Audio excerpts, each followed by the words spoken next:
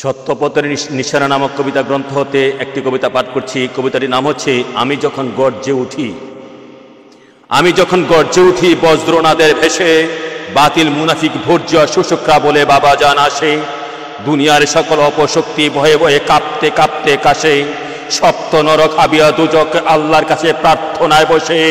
আকাশ বাতাস আসমান জমিন তারকারাজি রিম ঝিমে ঝিমে ভাসে।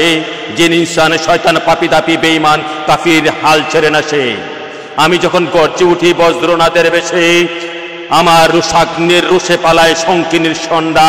ধরা এসেছিল হয়ে সকল কামিনীর কামরাজ্যের কুণ্ডা। যত সব মদন মদনী কাঁদতে কাঁদতে ডরে ভয়ে মরে, যখন মুজে থাকে আপনার কামরথি মৈথুন সম্ভোগের ঘরে। আমি যখন রণে ফনে উঠি কঠিন কাঠিন্যের বেশে, ঘুষখোর গাঁজাখোর নেশাখোর ঘূর্ণাবর্তে গসতে গসতে ঘুষে গুছে।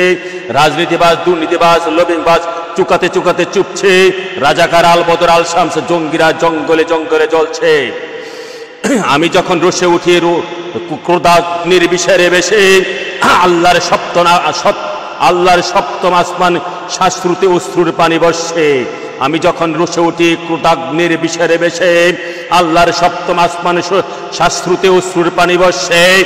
ভয়ে সপ্তম জমিন ফাটিয়া সেই পানি পান করে দর্শে। আল্লাহ ৭০,০০০ নূরের খাম্বা থরথরে কাঁপে তাপে নাচে। নূরের ফেরেশতারা ছোটে স্বর্গমর্ত সৃষ্টি সকলের পাশে। আল্লাহ তখন ডেকে বলে দোস্ত তুমি যা করো রাখিও তোমার ওই কাছে।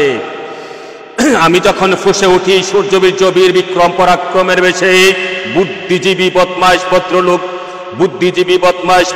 ভদ্রলোক বকতে বকতে বগান্দরে গিয়ে ঢুকে।